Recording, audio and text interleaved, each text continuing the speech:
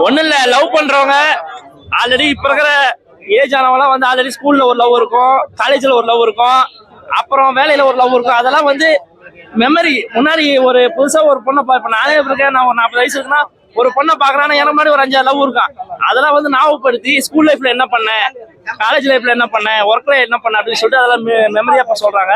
அதெல்லாம் சொல்ற விதம் நல்லா இருந்தது. ஃபர்ஸ்ட் ஹாஃப் ஃபுல்லாவே சின்ன லேக் இருந்தது, என்னடா அப்படின்ற மாதிரி இருந்துச்சு.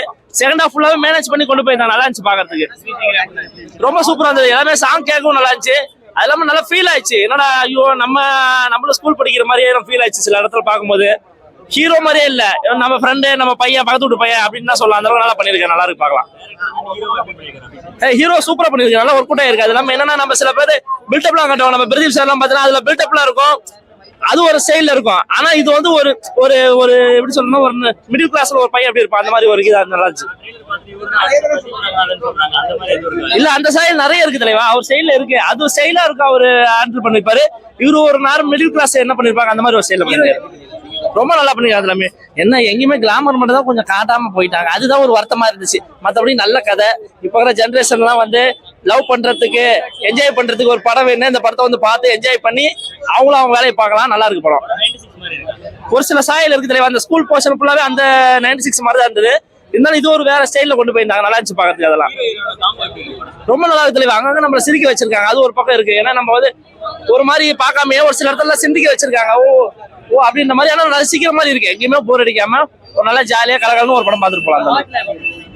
ரொம்ப நல்லா இருந்துச்சு. பாட்டு வந்து எங்கேயுமே போர் அடிக்கல, ஒரு நல்லா கேட்கற மாதிரி இருந்துச்சு, ஃபீலா இருந்தது. எல்லாமே சூப்பரா இருக்கு தலைவா. எல்லாமே படம் பக்கா தலைவா. ஒரு இந்த வந்து பொங்கலுக்கே விட்டுக்கலாம் அந்த படம், அப்படிதான் சொல்லணும். அந்த அளவுக்கு நல்ல படம். கண்டிப்பா ஃபேமிலியோட வந்து பார்க்கக்கூடிய ஒரு மூவியா இருக்கும். ரொம்ப கிளீனா இருக்கு. ரொம்ப சூப்பரா பண்ணிருக்காங்க. டைரக்டராவே நம்ம எல்லாருக்குமே தெரியும், டூரிஸ்ட் ஃபேமிலி சூப்பரா இருந்துச்சு. டாக்டரா வந்து நமக்கு எந்த ஒரு எப்படி சொல்றது டிஃபரெண்டாலாம் ஃபீல் ஆகல, ரொம்ப நேச்சுரலா இருக்கு. ரொம்ப அழகா இருந்துச்சு. மோனிஷா கூடயும் நல்லா இருந்துச்சு, அனிஷா கூடயுமே நல்லா இருந்துச்சு. ஆமா, 2 ஹீரோயின் இருக்காங்க. It's a completely love story. நல்லா இருந்துச்சு. ஒரு மெசேஜ் இருக்கு மூவில. டிஃபரெண்டா எடுத்துட்டாங்க. டிஃபரெண்டா இருக்கு.